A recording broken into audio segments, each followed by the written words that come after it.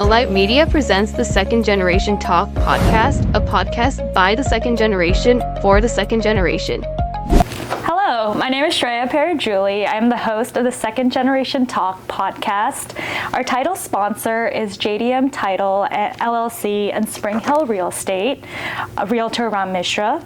Our media sponsor is Nepal Talk, Ananta, Nepal, North Carolina. Our mortgage partner is One Mortgage Inc., Devdas Rajbahak. And then our insurance partner is State Farm, Nirmal Atria.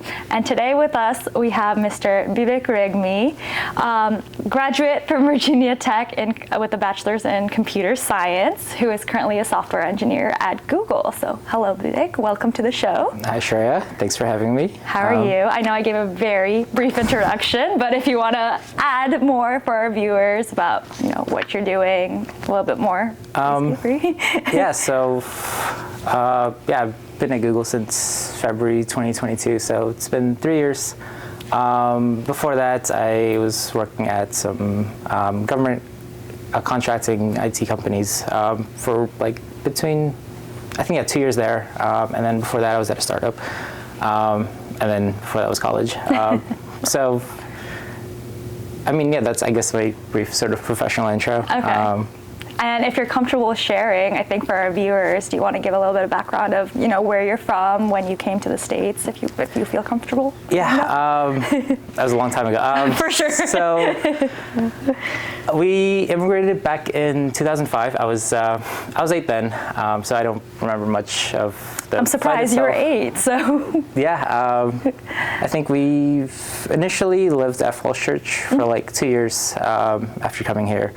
And then we moved to Fairfax for pretty much most of my life. I don't have much memories of back in Nepal. I know we used to live in a small one-room apartment in Italy. So we had a corner where we had our kitchen, sort of a corner where we put our clothes, and we had 2 beds in the same room. So wow. It was an upgrade, I think, just coming to the U.S. when you get a apartment with 2 different rooms. Right. Did you get your own bedroom, or were you sharing? That was. But still an upgrade. It wasn't that much of an upgrade. Yeah. I guess why Virginia? I guess. I don't know. I imagine it's probably because my parents knew people here that could help them get started. I imagine that makes the most sense. I think it's coming to a new country.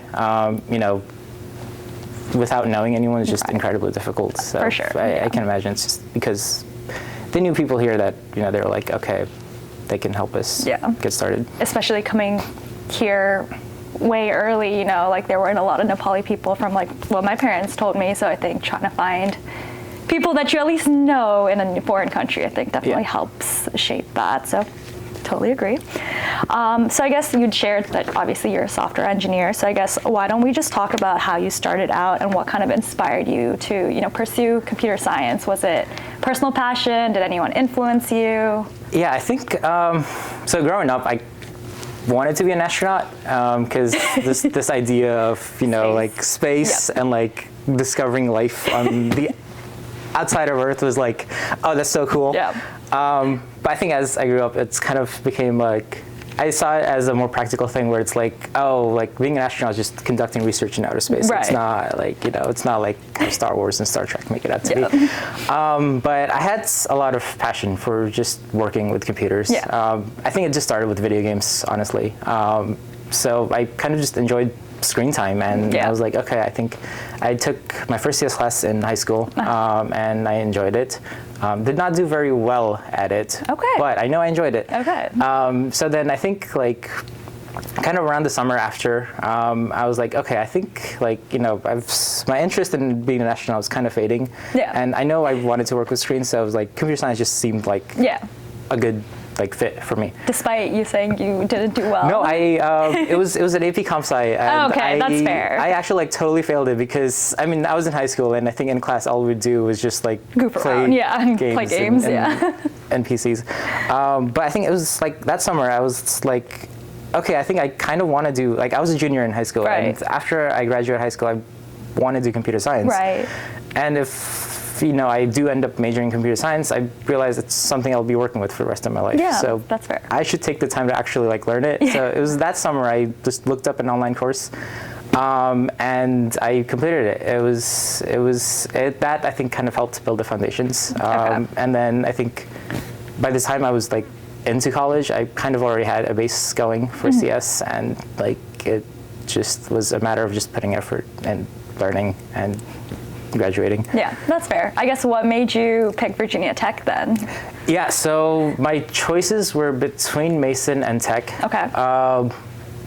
And I think just in terms of computer science, I know that Tech has a higher rating. Yeah. So I knew hey, if I went to Tech, I'd have a better chance of finding a good job. Right. I'd have a better chance of being employed. Right. And I also knew that I wanted a bit more independence. So Mason would be I'd live at home and I'd you'd commute. go to college. Yeah. But Tech also not just offered me a better computer science program, but it's also this chance at living on my own and just figuring out things on my own and just trying it on my own. Just gaining a little bit of independence away from family, which I think it's important because you're with your family for so long here. And it's also in states, so it wasn't super expensive. Right. And not too far, 4 hours, I wouldn't. So 4 hours you can come back during Thanksgiving and holidays. For sure. So I guess going off of that, were there any specific projects, courses, or internships that Tech provided that you think really set you up to get into this industry? I think a lot of college is really what you put in, and not just what Tech provides. Right. So for me, I think it was you go to class and you're giving assignments and projects, and that really just helps you set foundations. Right. And it's kind of up to you to just learn the materials on your own. And I think even my internship, my first internship was junior year of college. That wasn't through some programs in Tech. It was just me reaching out to a bunch of companies that were looking for interns in Nova. I will say though, I think out of college, before graduating, I attended a lot of, I attended the career fairs and just had interviews with 3 or 4 different companies. And one of those companies was one I went with out of college. So career fairs, very helpful when you're looking to graduate. I think probably even internship, although most folks that come to career fair are looking for grad hires. So I think for internship, you kind of want to not just look at what the college gives, but also look around at and I think one point that I really liked was college is how much you put into it. I feel like a lot of people just expect I'm going to a well-rated college, everyone knows Virginia Tech, I'll be fine, but a lot of it is I mean, I think absolutely part of just you're in college to learn things that you don't know about, and the only way you learn it is if you actually put the effort to learn it. Your professors aren't really, they can teach you, but you also have to be willing to learn. Right, especially you're reaching out, going to TAs, going to office hours. I think that's also a valid point, which hopefully you did, in undergrad for help. Surprisingly, I think. Or did you just push through? I kind of, I kind of like to learn by just trial and error. So that's fair. I think that's also another reason why CS is just such a good fit for me, because it just involves trying and just failing a lot of times before you find a thing that works. Surprisingly, I didn't really do much TAs, but I would just spend a lot of time just working on projects, and it took a lot more time, but I think I eventually ended up getting there. Yeah. I think it just fit, your working style and how you go about solving problems. So that's fair. I guess if you could go back, is there anything you would approach differently, or do you think you got, out of college what you needed to and everything? College, I think, let me think. What would I do differently in college? Honestly, for me, the way I saw college was, this is where I go to build foundations in CS, and once you have the degree, that's kind of what employers look for. The main thing you're going to college for is to be more employable. So I don't know. I feel like I've achieved most I wanted, although. I don't really have much regrets, I would say. I think that's out of what I did in college. Yeah. What about, outside of your studies at Tech? What would you do for fun, Yeah, that's, I think if you're taking computer science, It's a tough one.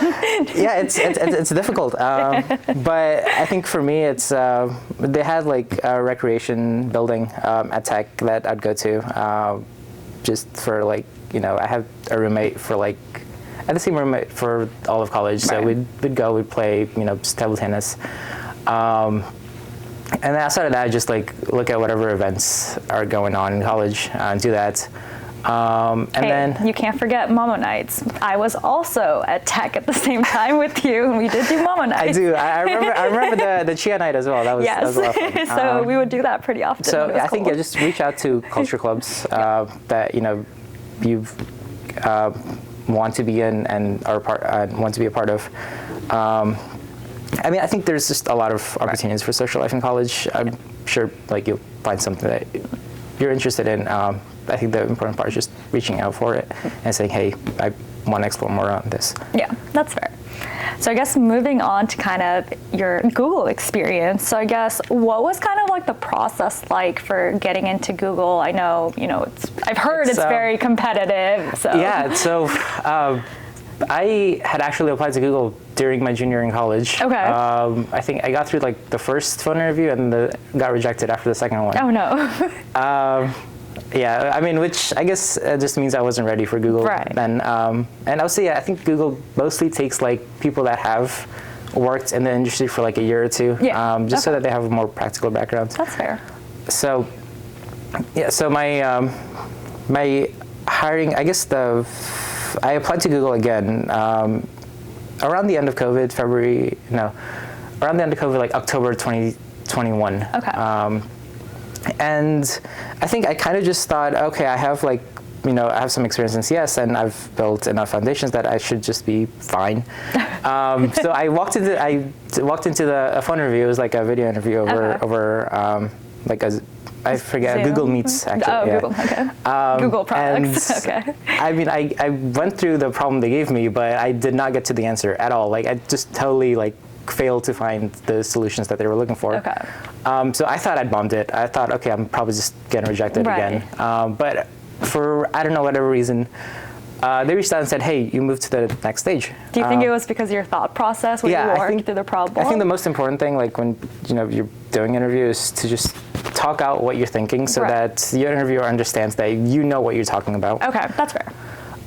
So they moved me to the next stage, and I was like, okay, I actually need time to prepare. Yeah. So I reached out to the person I was working with for the Right. hiring process and said, hey, I need like a month to actually just study. Like, can you just schedule me for the next interview like a month after? And they agreed? They agreed. I think I think they understand that, like for a large tech company like Google, it is like a very a challenging set of interviews. Right.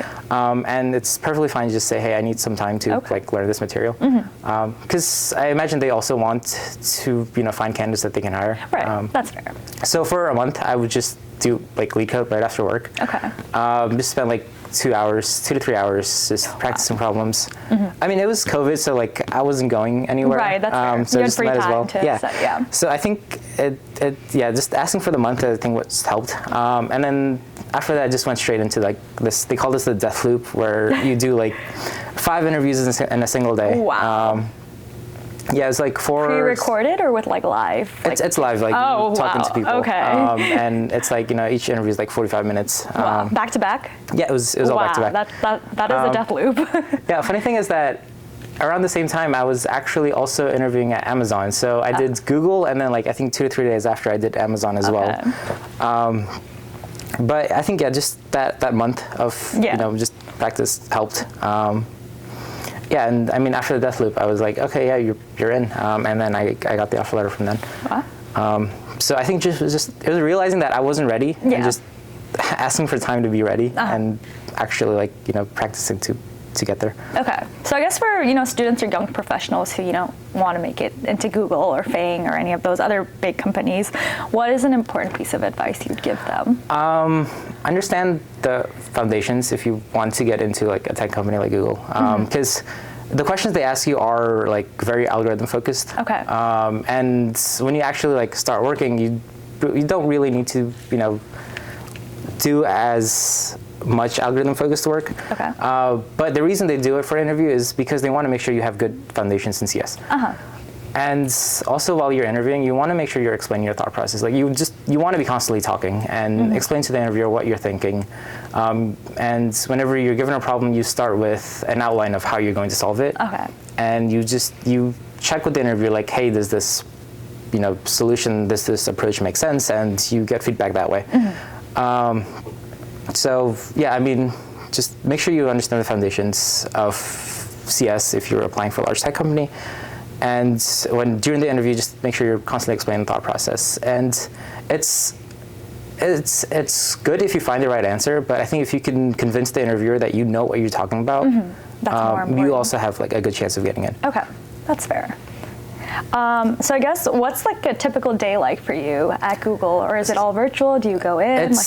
Yeah, so right now we're doing 2 days remote. So Okay. Mondays and Fridays, it's work from home. Okay. And then the other 3 days you go in.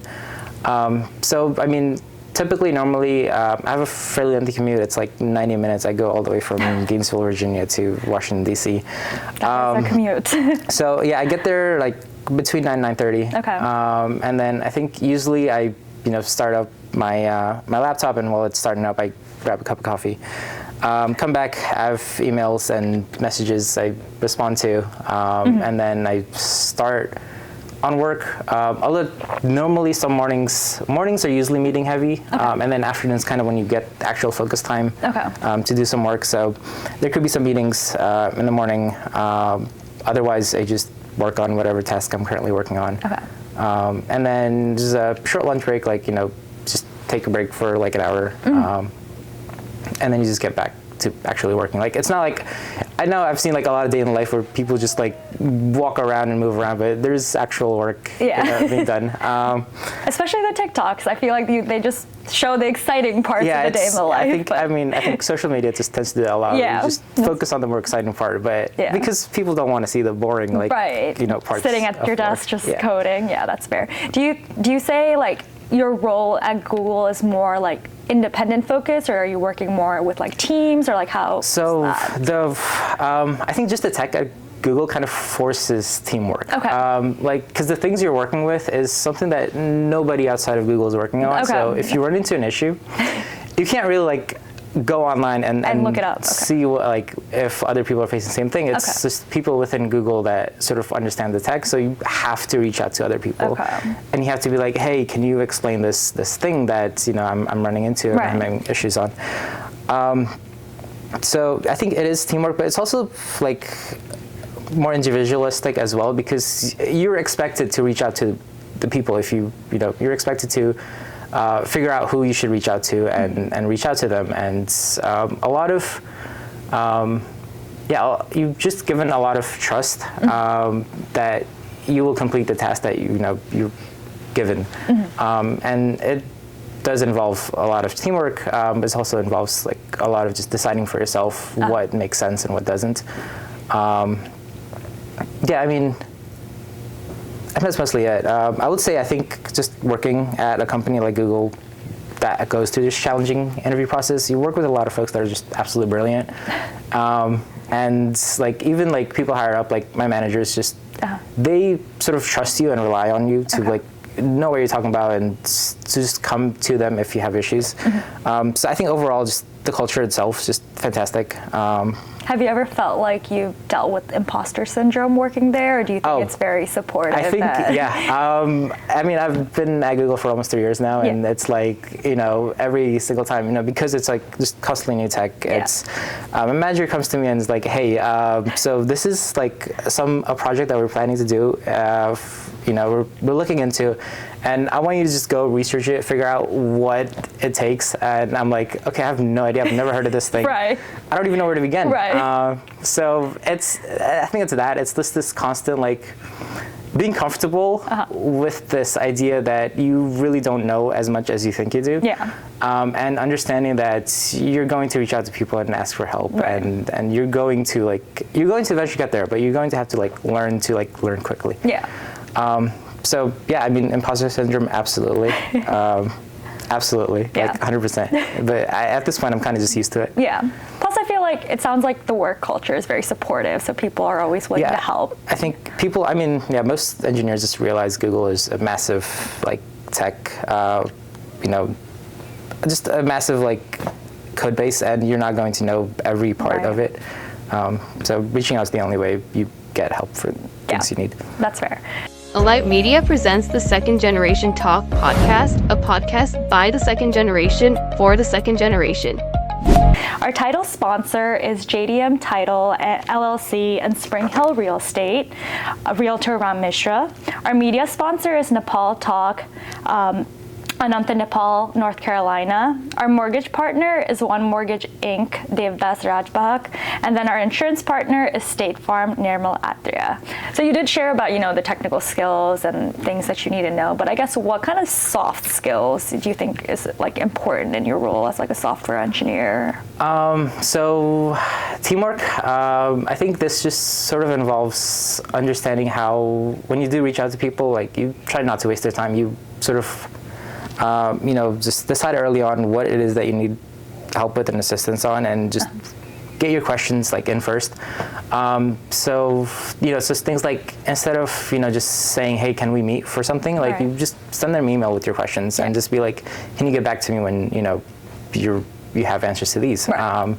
So I think it's just understanding that other people are, also busy and are probably have their own tasks. So when you do reach out, just knowing that they might not have time for you right away. So I don't know. I think it's just, for soft skills, just general social awareness, just being like, respectful and decent to your colleagues, and just trusting and understanding that they also went through the same, interview process to get into Google that you did, and they are just, you can rely on them. Like they know what they're doing, they know what they're talking about. But yeah, I think just, I don't know if that's what you meant with soft skills, but I did. Just like the social skill wise, just be respectful. Of course, to people. Respect gets you far in the world, so that's fair. I guess for like the second generation, who may not have as many resources as connections, like what advice would you give them to kind of break into the tech field? Yeah, I guess I was kind of in the same boat. Just don't give up. I probably just applied to like so many places. I think while I was applying to Google, I had interviewed at like 3-4 different companies, and I got rejections from quite a few of them. And you didn't let yourself down because tech is it's a large field, and there's a lot of people just constantly hiring. Just keep at it. Like just don't be worried if like a few companies reject you, because you really just need one to be like, hey, yeah, we want to hire you. Okay, that's fair. I guess looking back now, because you're a professional, seasoned, experienced working professional, I guess what is one thing you wish you like knew when you first started out in your career, like looking back and reflecting? Yeah, I think well, I don't know if professional season. I've been out of college for like 6 years. I think it's the idea that when I initially came out of college, I was like, oh, I think I'm kind of ready. I understand tech. I understand computer science. Be prepared to not know things. So just like, hey, like it's okay to just say, I don't know what this is. Can you explain it to me? So I think that's one of the things I wish I knew. I was like, yeah, I'm going to run into imposter syndrome. I'm like, sure, I did 4 years in college, but that doesn't prepare you for everything that you need to be successful at work. So just be prepared to just constantly always learn. And I don't know, I think it's like after my sort of first year out of college, that's kind of when I realized, okay, this is like an industry that's constantly changing, and the things you learn in college aren't always going to be relevant. And just, I guess, I sort of realized it's just, if I want to be in this industry, I just have to be comfortable with learning new things. Right. I think it's important to be a sponge. I think that's what like my recruiter said to me when I was first interviewing. She was like, always be a sponge and be willing to absorb knowledge and realize that you're not the smartest person in the room. I think just understand that you should like try and learn how to learn. If you can pick new concepts quickly, you'll do great at this field. Yeah, that's fair. I guess in another universe, if you weren't a software engineer, do you think you'd be an astronaut, or do you think you'd pursue something completely different than what you're doing today? That's a good question. Yeah, I don't know, because I think as I grew up, I was like, oh, if you want to be an astronaut, you kind of need like flight training, and you also need like really good vision. I wear glasses. So that got shot down real fast. I might have done LASIK. I don't know. So I mean, outside of computer science, I don't know. My roommate did electrical engineering. I might have gone towards that. Okay. Because I think as I grew up, I kind of just realized, being an astronaut just takes so much work, so much effort, and is it really worth it? I don't know. Maybe to that other universe, Bibek, it is. Yeah, I don't know. I think I would have just picked some other engineering field. Okay. So something definitely in tech. I think something that just involves this concept of problem solving and just learning through like trial and error. Because I think that's sort of the learning style that fits with me. Okay. Would you say you're happy where you are today? I think yes. I'm fairly content, I think. Yeah, I mean, I think, how like in Dasa you get like blessings from elders, like Chitako Pugos. Yeah.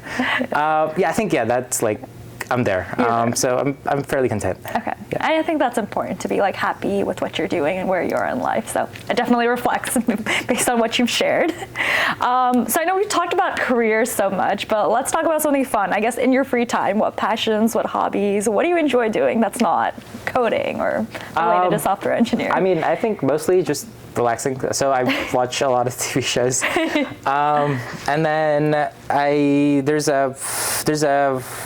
a ice arena like 10 minutes drive from my house. So occasionally I do ice skating. Professionally? No, not even close. Okay. I can't do a spin to save my life.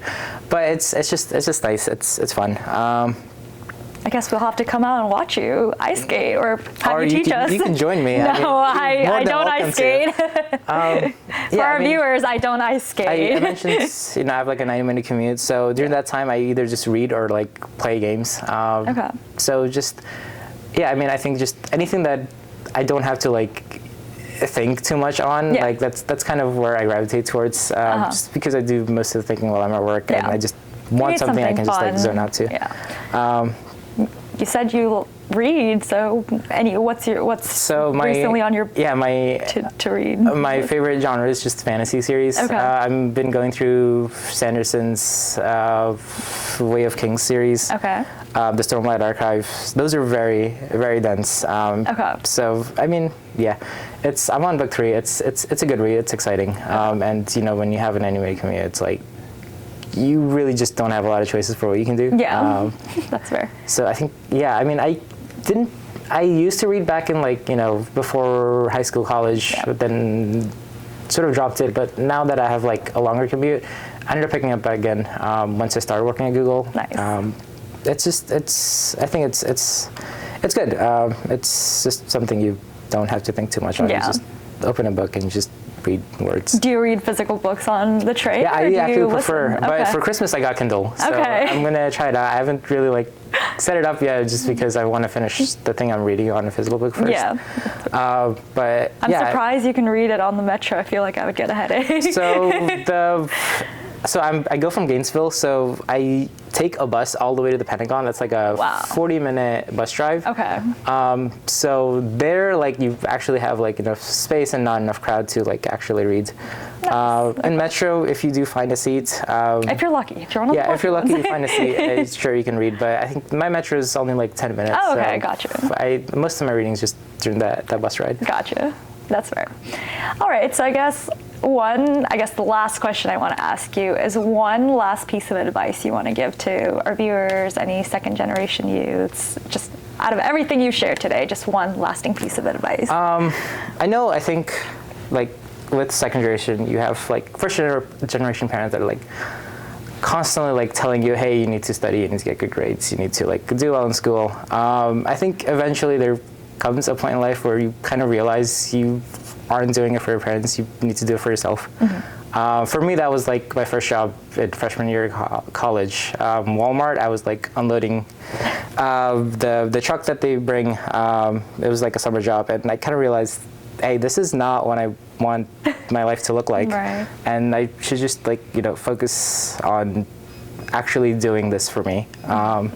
So like, yes, I mean, I don't know how old most of these audiences are, but if you're still in school, you'll eventually like come to realize that you have to do this for yourself and not just because your parents tell you to do it. That's fair. That's really good advice. Yeah, I mean, I'm glad to, just be here, talk to you. It's great. You're a fantastic conversation partner. Thank you. I hope I was. All right. Well, I think that was everything I wanted to talk to you about. So thank you so much for being here. I think you definitely shared a lot of wonderful experiences. Clearly, you've gone through a lot in life and you've done really well for yourself.